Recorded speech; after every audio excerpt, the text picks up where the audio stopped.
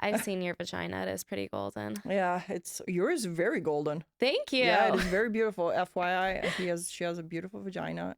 Your wardrobe screams fatherless. We have more trust Honestly, in that this is top-side kinda people. disgusting. How was your relationship with your father? Just saying, why did you get the attention you wanted? You need Jesus. That's offensive. So hello, my that's offensive TO squad. I'm really trying to figure out a catchphrase that'll stick with people, but I don't know. That's offensive. Are you offended, squad? That's funny, actually. Are you offended, squad? Okay, maybe that's it. All right, well, we have someone really special here with us, Monica, yes. or everyone knows you as Swedish Bella. Yes.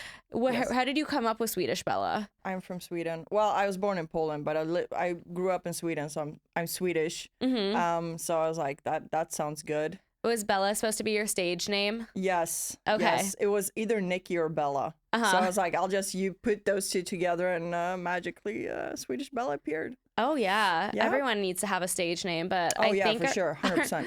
Our names just get out there somehow anyways. I know. It doesn't matter. It literally doesn't matter. I was like, Deelz. No one will know because I never went by Deelz to people who were friends with me. Yeah.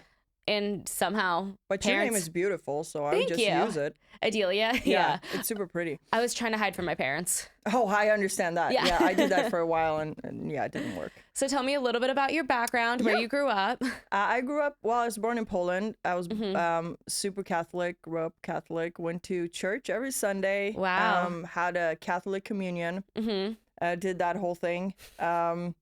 Yeah, so my mom was very, very strict since I grew up Catholic. So when you grow up Catholic, you kind of become a perv and a freak down the line. It really goes hand in hand. So,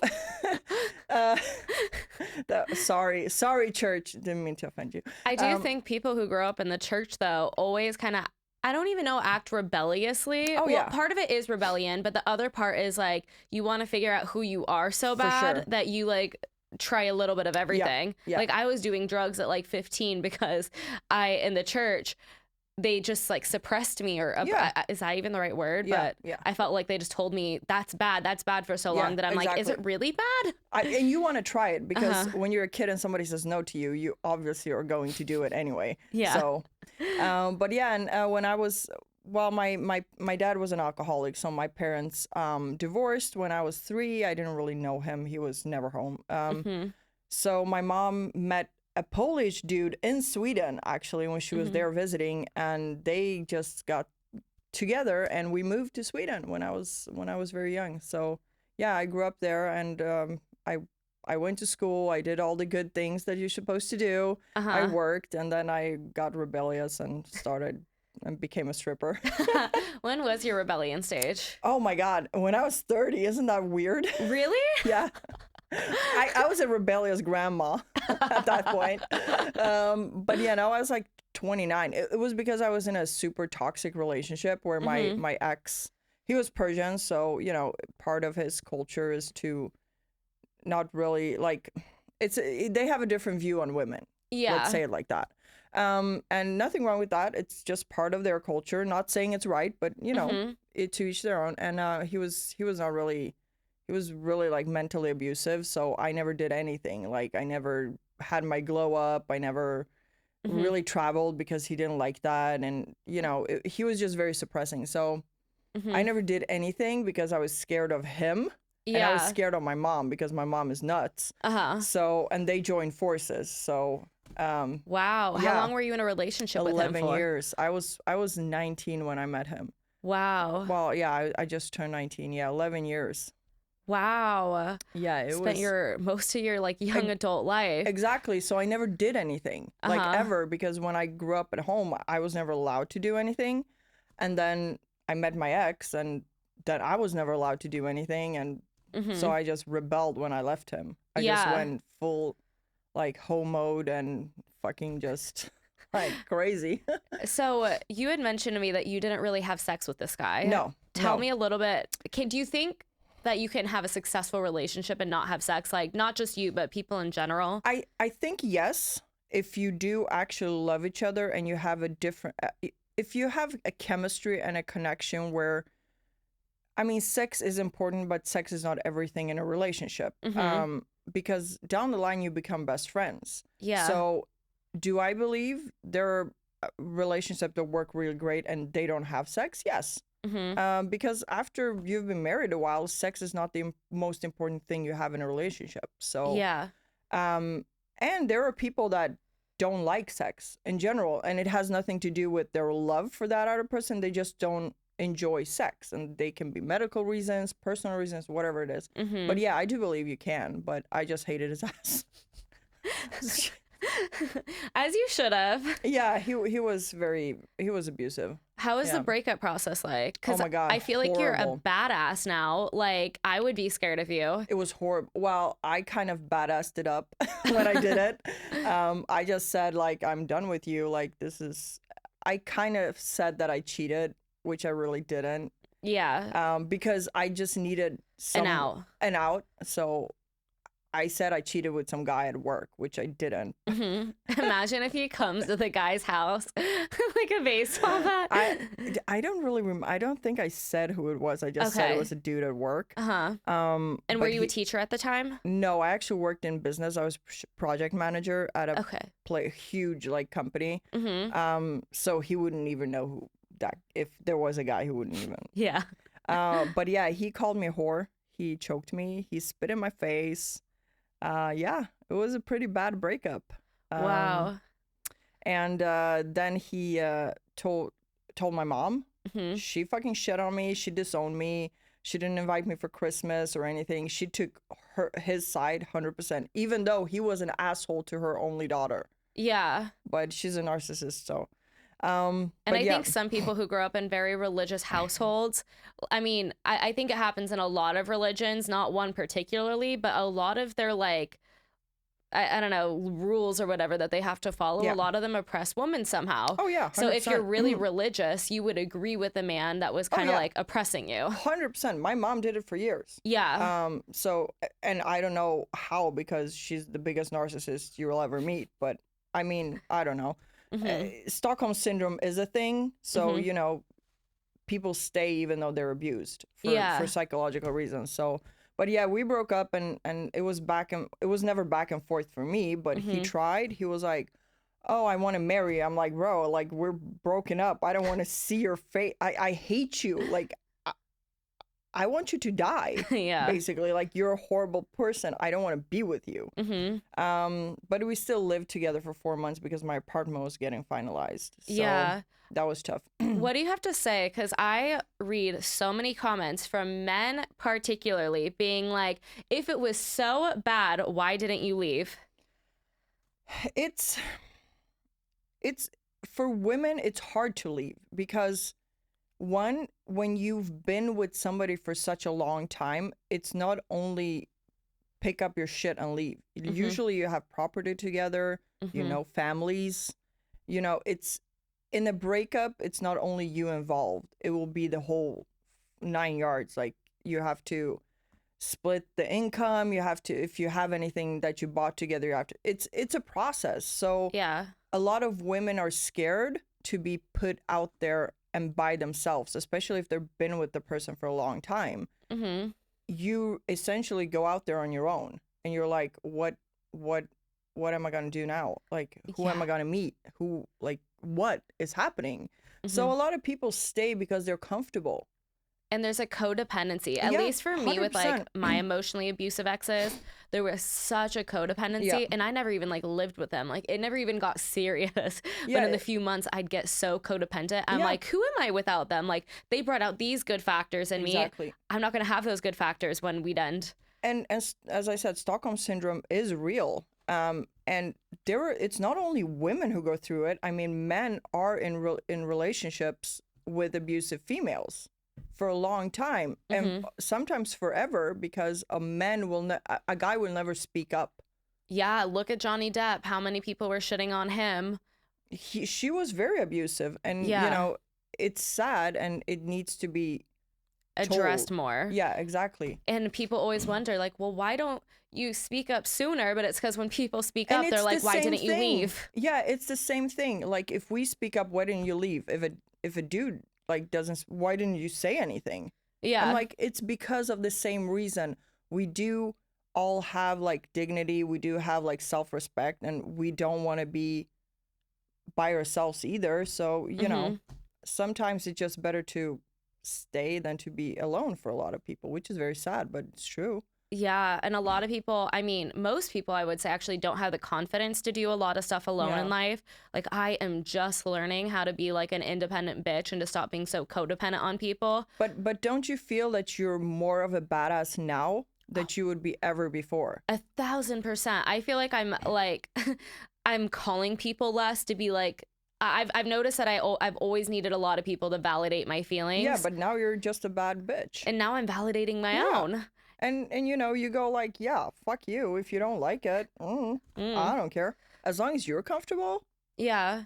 So whatever. how did you become the badass you are today? Because like it took a lot of like I come from a parent that always put me down. I was never good enough. Everybody was always better. Yeah. And it was, you know, I could get a nice job or you know, nice grades, and it was always, oh, that's good, but but yeah, and it was always something super mean. And then I met my ex, and he was the same way. And then I just was fed up. I'm like, I'm not going to have people like talk me down, because I'm not that person. So I just worked on myself and got out of my shell, and I was like, okay, if you don't like it, fuck it.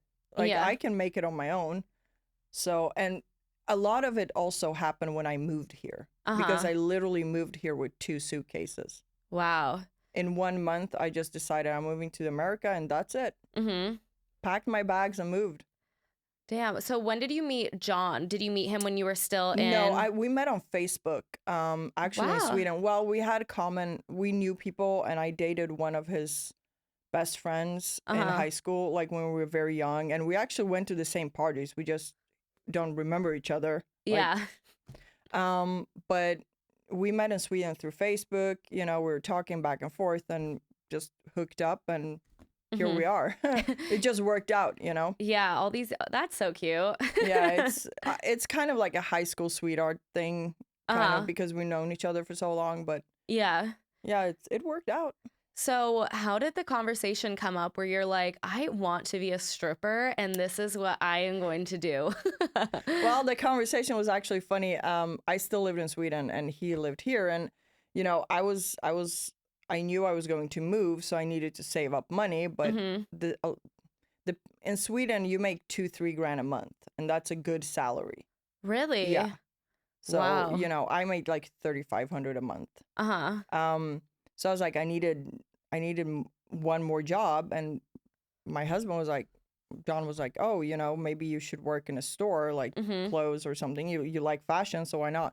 I was like, nah, I think I'll become a stripper. Good money in that. So I became a stripper. I got on a train to Copenhagen, to Denmark, and walked into the first best strip club, and I was like, hello, are you hiring? They were like, yes. So wow. Yeah, I have never danced in my life, and I was 30. Like, did you know how to dance? Were you like... Yeah, I knew how to dance, but like a pole, I've never pole danced or anything. I know, like... those are hard, man. And they like bruise everywhere. Oh my God, I looked like I've been in like a fight every time I got home because I was falling down. It was... Poor customers. I apologize. But yeah, so I started dancing, and I made good money. Like I made more than I made at my regular job. So and you were a teacher. Yeah. Were you ever scared that like parents would come in and be I like... get fired because of it. Yeah, makes sense. That would... I think, I don't know who said it, because I've never said anything. Like I would never discuss things like that in front of children. Like, you know, this is not appropriate. And this was my like secret on the like nobody knew besides John. But I think one of the parents must have said said it was something. a dad or somebody who knew somebody, and it came out, and yeah.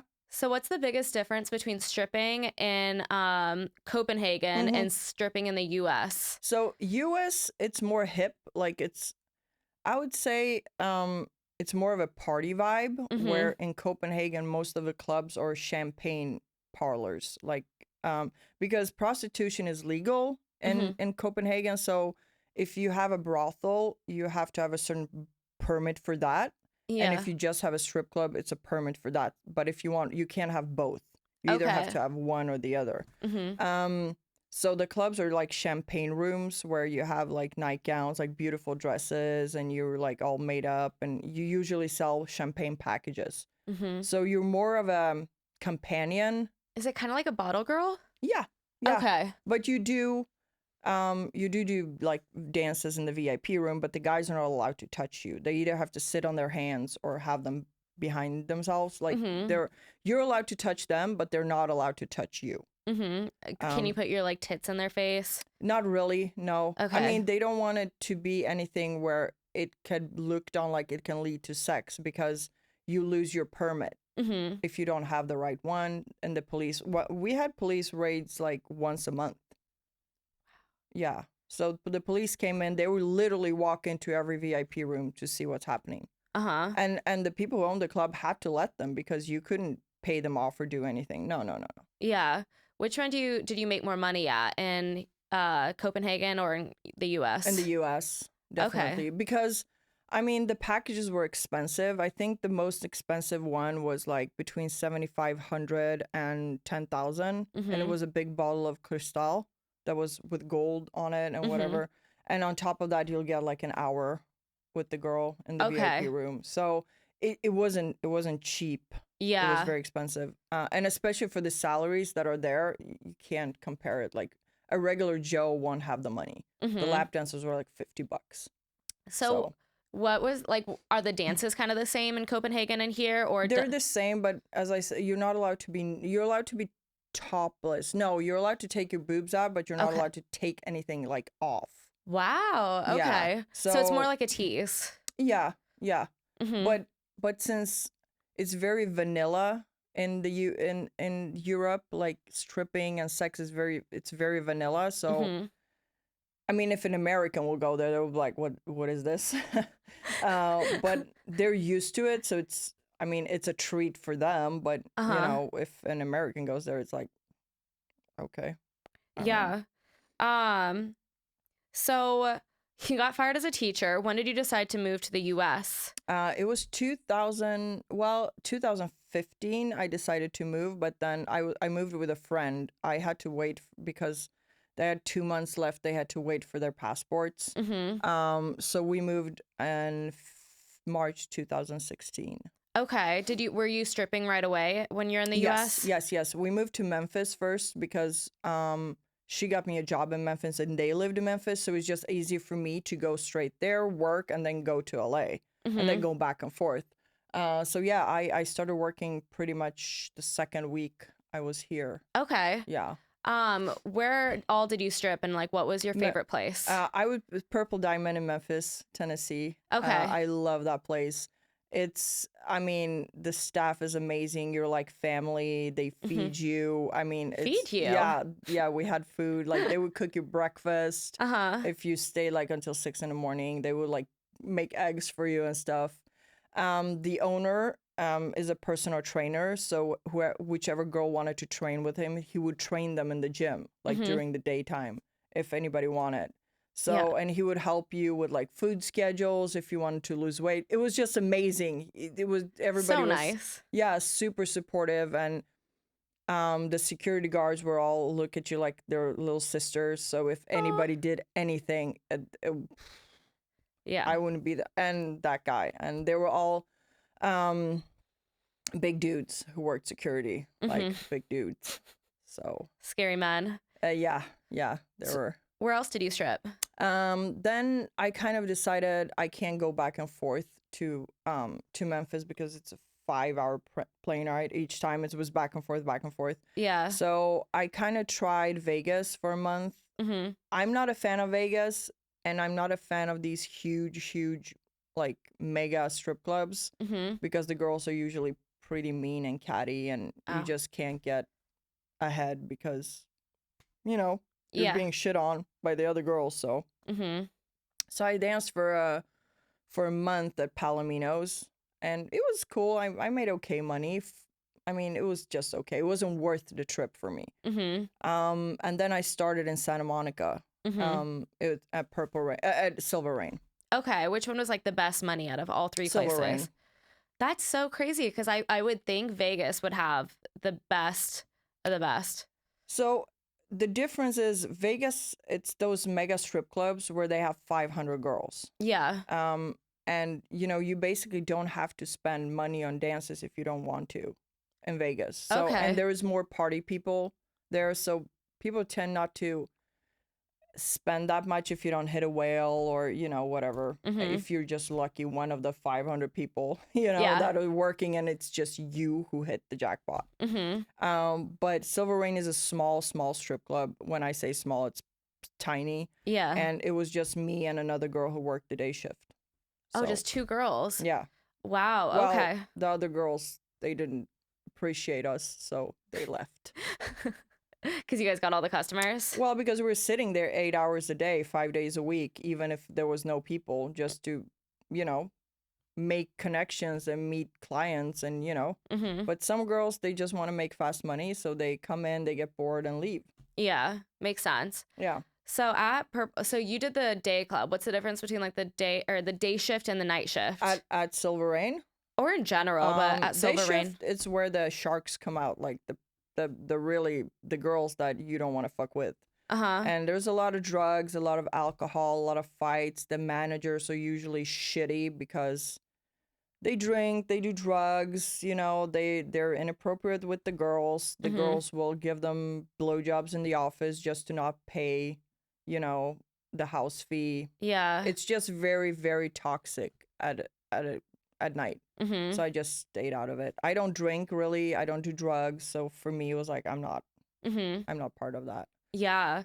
For your clients during the day, did they come in during their lunch break? Yeah, it was usually lunch break or the wife was away, the kids were away, They were traveling through town and they just were on their way home. They popped in, it was different, but usually it was like lunch break or on their way home.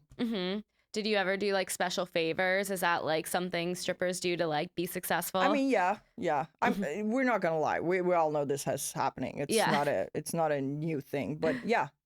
But the good thing is, whatever happens in the back stays in the back. So if you're very comfortable with somebody and you want to show them extra love, you're more than welcome to. If you don't want to, that's totally fine. I mean, some guys just come in for the company, just to talk. Yeah, not even buy a dance. They'll just tip you and sit with you. So I can be a good therapist. Oh yeah, you would love Silver Rain because a lot of those customers are like nice older dudes that just come in because they're either unhappy or just want affection, and they're very respectful and want to show that they're appreciated where they might not be.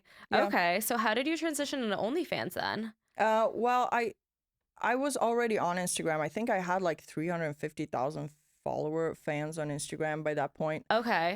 When I was dancing, because when you were sitting doing nothing, you're on Instagram. So yeah. And somebody told me, it was 2017, beginning of 2017. One of my fans was like, "You should start an OnlyFans," and I'm like, "What is that?" OnlyFans was 6 months old. It was a baby. I was like, "Oh, another platform," and I was like, "Nah, I don't have really time."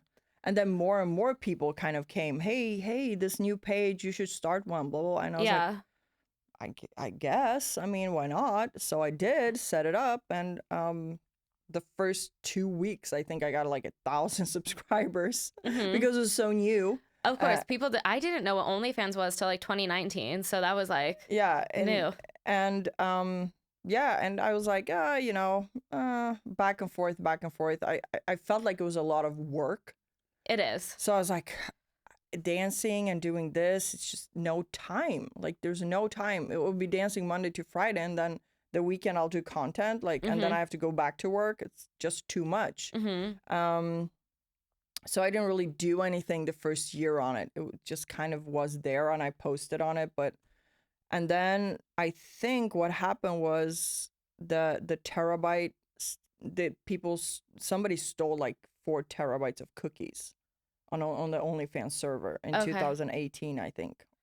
Yeah. I don't really know what that means, but so something. They explained it to me where it was apparently an employee that was kicked out. He stole like 4 terabyte of material, which he then distributed for free of the girls. Oh shit. Yeah. 4 terabyte is like a lot. Yeah, that's a like lot. a shitload. That's like my phone has like let me check because my phone is not even at 1 terabyte. Yeah, it's like it's crazy. It's just so much. I have 56,000 photos and like a lot of videos, so Yeah, it would be more than that. Yeah, it's like crazy. So Business Insider reached out to me and said, "Are you comfortable talking about OnlyFans?" Because a lot of people weren't. Yeah. And I was like, "Yeah, I don't really care." So I did that, and it's just my page just exploded totally because nobody have talked about it before, and it went on the like Business Insider and Yahoo. So I think 2020 was probably one of the first years that people stopped shitting on porn stars because then everyone wanted to get that money. Yeah, exactly. So after that exploded, I made enough money where I can quit dancing, and that was literally overnight. Were you with John at the time? Yeah. Okay, cool. So you guys could always like make content together and stuff like that. So we kind of didn't start with that, but of course, no one should. Hey, if you're starting an OnlyFans, which you probably shouldn't right now, just because no, not right now. it's so saturated at the moment, everyone's income's down. However, if you're gonna start out, like, do not show it all all at once. You gotta tease a little bit. Oh yeah, for sure. So I just did little short solo clips here and there, nudity, and I didn't really do full on nothing. Yeah.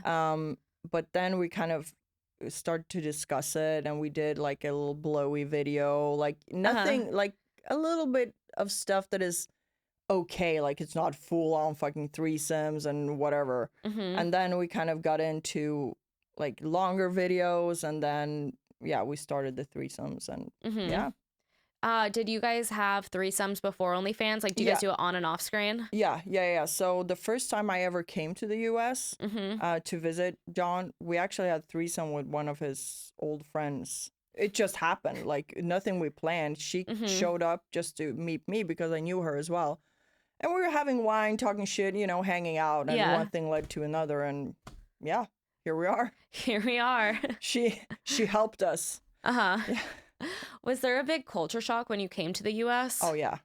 I was depressed for like 2 months. I didn't leave the house. How is it different than like Copenhagen and Sweden? I think since I had a regular job in Sweden and just work friends, you would hang out with your work friends. It would be like a normal life where you after work, you go and take a couple of beers, some food, you hang out on the weekends, go to a concert or whatever. I feel like here it's different because everybody's so stressed, and especially in LA. Everyone is always so stressed. Yeah, it's like you make plans, but they don't happen, and it's okay. It's totally normal, and it was so unusual for me because in Sweden, when you make plans, it's the plan. We're doing it. It's crazy because before I started like I don't even think I'm an influencer, but before I even grew my Instagram, I wanted to move far away from LA. I mean, I moved to Arizona. That's not too far, but I'm like... Far enough. Far enough. Because the people in LA, I'm like, it's hard to make plans. It's hard to make friends. Yeah. And I'm like, I have nothing to do on a Friday night. And I'm like decent looking. I'm young. And I'm like, how do I make friends? And now all of a sudden with a following, it's like people want to hit me up now to go out and stuff. But I also feel like it's not genuine. A lot of the time it's not. And it kind of hurts me a little bit. It's sad because we're not I mean, Instagram is one side of us, but we do have a personal private side where, we do our personal stuff and, walk the dog, go out party, go out to dinner, whatever. And I kind of wish people were more genuine and not see you for your Instagram number. Yeah. And see you for who you are, because I don't care if you have 1,000 followers or 10 million. If you're a nice person, we're gonna hang out. Like, I don't care. It's really funny. I didn't know if I was gonna say this on the podcast, but I'll say it. So everyone knows that I have mold poisoning if you've been listening. And the first 2 weeks I worked with Monica, I was the biggest cunt. And no, you weren't. Oh my God, I thought I was the biggest cunt. Oh God, no. You were the sweetest person ever. I've never thought you were a cunt in any way. Oh my God, I had to talk to Terry. I'm like, yo, I know I was a little bit of a cunt. I'm sorry. No. Oh, well, thank you. So I was like getting like 3 hours of sleep a night with my pills. They weren't letting me sleep. And I was like a little keyboard warrior. Like, I am so angry. You know what? If something weird happens in my life or I get stressed out, I am the biggest. I blame everybody for my wrongdoings. I'm like, it is not me, it's you, and that is it.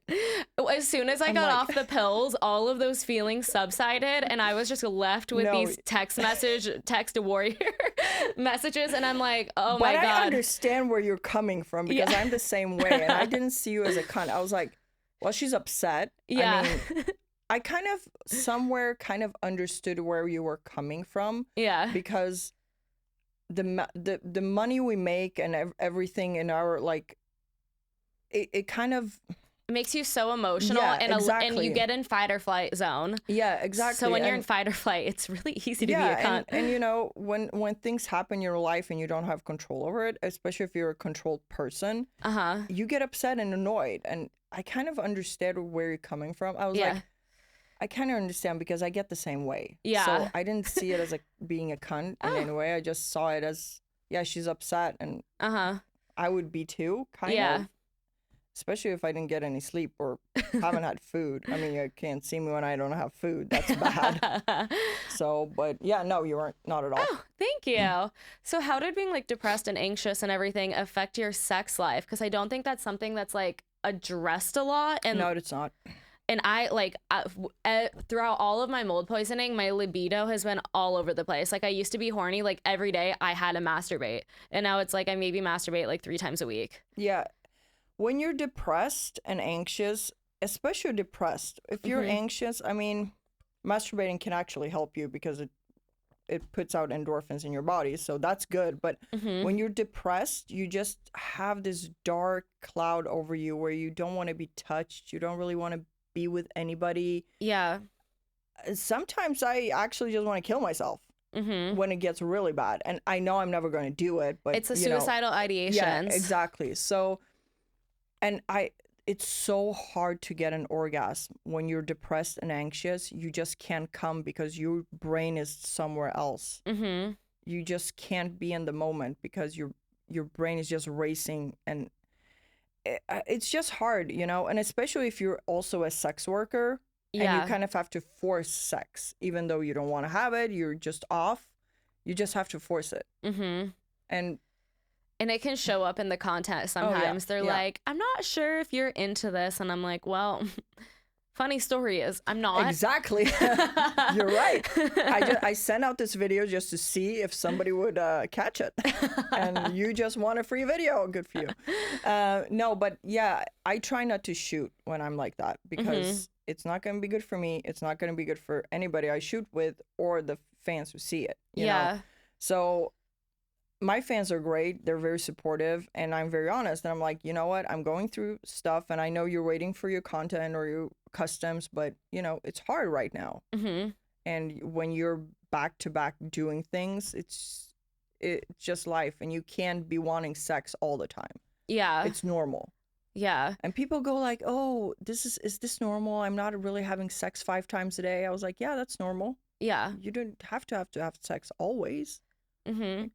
So I think a lot of girls out there would wonder, like, how do you communicate with your partner that, like, I don't want to have sex with you? It has nothing to do with you and everything. I'm super honest. And my husband knows that he been through me with the worst depression ever. So he knows, and I just communicate with him. I'm like, listen, I don't like sex right now because of my thing, you know, my depression. And I think if you have an open communication with your partner and he's been supporting you through your depression and through your anxiety, he will be understanding with the part of, you know, it's really hard for me to have sex when I'm depressed or anxious. And it's different for a girl. Like, a guy has to get it up, yes, but we have to get wet. It's a whole thing, you know. And I have to have a connection with a person, like a spiritual, physical, like a connection to be turned on by that person. Yeah. If you're good looking, it doesn't do shit for me. There are tons of good looking people. A lot of them are just so ugly with their person, especially in LA. Exactly. If you're beautiful, or you're a hot dude, and you're dumb, and you don't have any intelligent things to say, I'm like, you're such a turn off right now. Like, I can't. This is not gonna happen. I don't understand how these men in LA who like have these awful personalities but look so hot. It's like I always see bitches on them. Always. Because they're probably hot. they have money. Oh, or clout. yeah. I'm like these girls. I mean, girls do whatever you want. Yeah. But you're enabling them to keep being like this by keeping fucking them. 100%. I mean, there are people in our DMs. We're not gonna lie and say we don't have famous people or whatever in our DMs. We do. Oh my God, I just had Sean Kingston in my DMs. Awesome. See? Yeah. And you know, just because you're famous. Oh, I saw this quote actually from and this has to do with Will Smith and Johnny Depp. Oh yeah. And it actually said that it doesn't matter how good looking you are, if you're rich, if you have money that will last you 1,000 lifetimes, if you don't have a good partner that supports you, you're not rich. Just look at those two. Yeah. So what I'm saying, it's like if you don't have a good personality or you're a good person, it doesn't matter what you have. No one is gonna be with you. No one. I mean, you could always like the narcissist somehow always get them. Oh yeah. I mean, I always get the narcissist too. But I just, it's just LA is an interesting place for that. It's a lot of people are like rolling, but I'm good looking and I have money. I'm like, so I'm good looking and I have money, so what? You know? Yeah. So, you and John were in a few Snapchat TV shows saying that he, like, if I remembered correctly, it was like he controls your everyday life. And like, I think I saw that he was picking out your clothes or something. So, do you want to explain that? Yeah, so it all started with a really interesting article, and the article was actually about her sex life. It didn't have anything to do really about if he controls me on it. It was just like I let him sleep with other women. That makes us have a stronger relationship. That was the article. Is that with the threesomes, or you let him fuck other women outside of that? Yeah, too. Yeah. Okay, cool. And it's easy. It's like I rather know about it than be cheated on. You know? Let's just keep it at that. And I know it, and it's fine. I'm not a jealous type. Yeah. But I think that article went viral like bananas everywhere. And the Truly Show saw it. Or they have Hooked on a Look, Love Doesn't Judge, and it was Love Doesn't Judge. And I said that I wanted to kind of stay true to the article, but she was like, well, it's kind of sex related, and we can't really put it on Snapchat or really YouTube because they're sticklers for that. They have kids on there. Totally understandable. Very strict. Yeah, very, very, especially Snapchat or YouTube is strict too. I remember for Snapchat TV, I wanted to do something where I was like drinking with a pregnant belly, and that got shot down so quick. Oh Lord, yeah. But I thought it'd be like funny to get people's reactions. Like I'm drinking with a pregnant belly. People think I'm pregnant. It's a joke. But no, it wasn't appropriate. There is I mean, and it's not even sex related. So, so they said we have to change it, kind of. And I had another article when I said that I want to be like a Stepford Wife. And by the way, I love that movie, and it's because it's pretty. What is that? The Stepford Wives. So it's a place called Stepford where they actually make wives, like they make them the 20s housewife. So men buy houses there, and they transform their wives into a housewife? Yeah. Okay, interesting. It's a funny movie. Yeah. and why I like it is because everything is pretty, like the dresses are cute, like they're so neat, whatever. And we kind of spun on that, and they said, well, we can kind of portray you as the perfect Stepford wife, even though you do OnlyFans, it will be an interesting spin. Yeah. So they kind of took that article and that one, I let my husband sleep with other women, and they came up with my husband's controlling my life. Because we stayed true to the article and the show, but the headline had to be different because we couldn't use anything sexual in there. Yeah. Does he actually like choose your outfits? You know what? I kind of like when a man appreciates you, where I love when you're wearing this, or I think you're beautiful in that, Yeah. a guy that actually participates in your beautifying process, which I like. So I kind of asked, do you like this, do you like that, a little fashion show. I think it's hot. You've probably done that for your exes. Like I bought. You haven't? Oh no, I mean, my exes were very vanilla, very like they didn't go down that road. No, I didn't even get eaten out by like 90% of the guys I've like hooked up with or dated. That is very sad. I'd say more than 90, and the Why ones not? who did suck. Oh God, Lord. College boys, Men. frat men. You want to have yours sucked? Come on. I remember my one ex particularly, I remember being like, I don't think I like my vagina being eaten out. Like, it just hasn't felt good so far until a girl did it. And he's like, thank God, I hate doing that.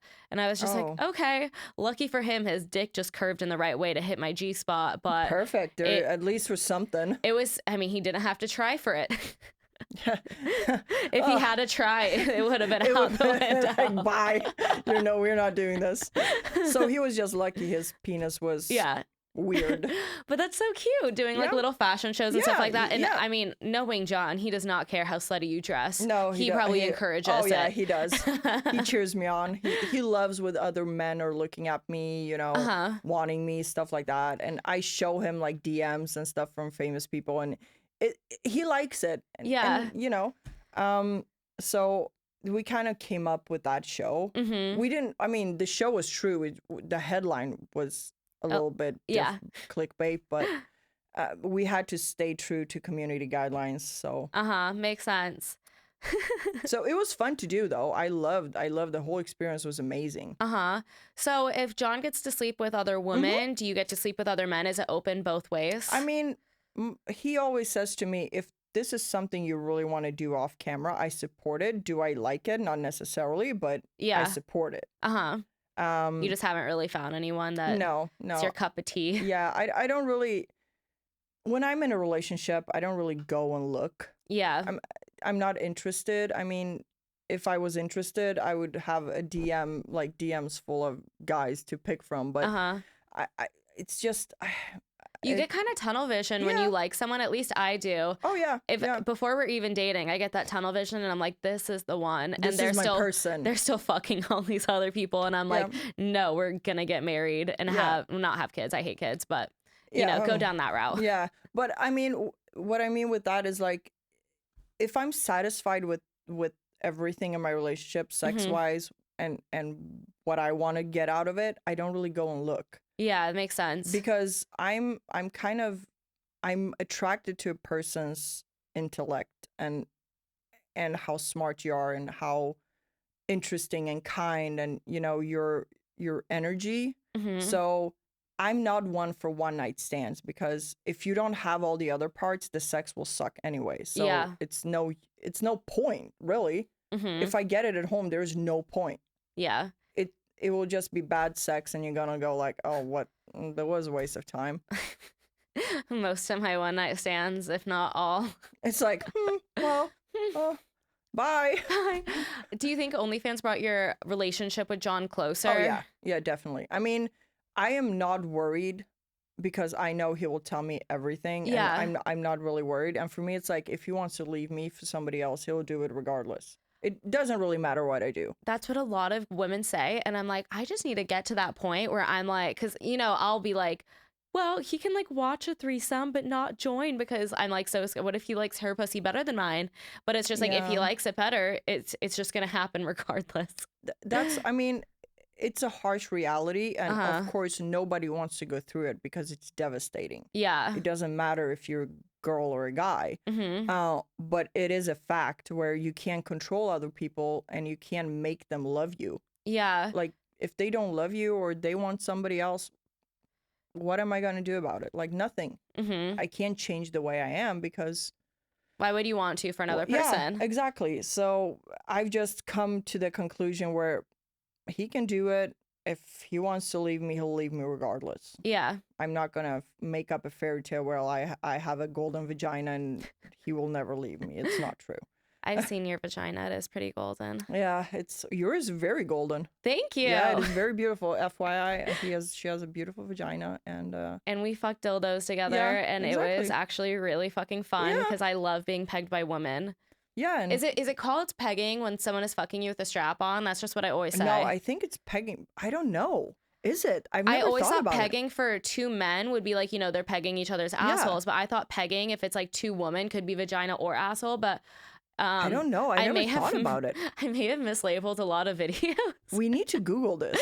Hold on, let me Google it right now. What is it called? Where is it just regular sex? Is it just lesbian interaction? I don't know. Is pegging just for assholes? Let's see. This should be like the headline of this podcast. Is pegging just for assholes? That's a good one. I think. It might. Is it inconclusive? It might be. Let me see. Can pegging be for vagina? Is that Can probably? pegging be for women? Can pegging be for lesbians? I don't know. I saw for lesbians, but I'm unsure if. What is pegging? Pegging is when a woman. No, it is anally. I have mislabeled things. Oh well, let's. I'm so sorry. We didn't know. I thought pegging. Wow, because I know someone called me out on the content tripping, like, I think pegging is for assholes. And I'm like, no, I've said pegging is for vaginas. Well, you have it. There you have it, sir. Pegging is for assholes. What I think a vagina would just be a strap-on. I'm using a strap-on. Yeah. What is it called? It's just straight up. It should have a name. It should have a name. We'll look it up. We should come up with a name for it if it doesn't. But now Legging. you know. Yeah, or vegging. Vegging, yes. Vegging is pegging. for vaginas. Yeah. Pegging for vaginas. Yep. We just came up with that. I think that works. I think it works really well. And we should use that on our content and just put like whatever the meaning of it is. Yeah, like next trademarking. To it. Yeah, exactly. Perfect. Perfect. Well, do you have any closing thoughts for us? You can plug yourself. No, I'm just excited to be here. That was awesome. This was really fun. And we learned a lot today that pegging is only for assholes. And we're very sorry to those we have misled. We're very sorry. We're going to use our vibrators after this. We will use vegging. Oh, yes. From here now on, if we're not in the asshole area. That's hilarious. Where can people find you? Do you have a website that just has all your links? Yes, it's actually on Snipfeed. Okay. But you can find me as Miss Swedish Bella on OnlyFans. And my Instagram is Swedish_Bella. And you'll find all my links there. So. Oh, yeah. You're shadow banned. So make sure to spell it out. Because make sure to spell it out. Instagram do not like me. You can find all of my links on Deelz, Deelz.com. Had my Instagram deleted. Now it's back. We all know who did it. And we all know. We know. We see you. We see you, and you should be scared. And remember, do not be upset because life is a party. Life is a party and karma's a fucking bitch. It is. You don't want to deal with that. Yay, this was great. This was a fun episode. I know, right?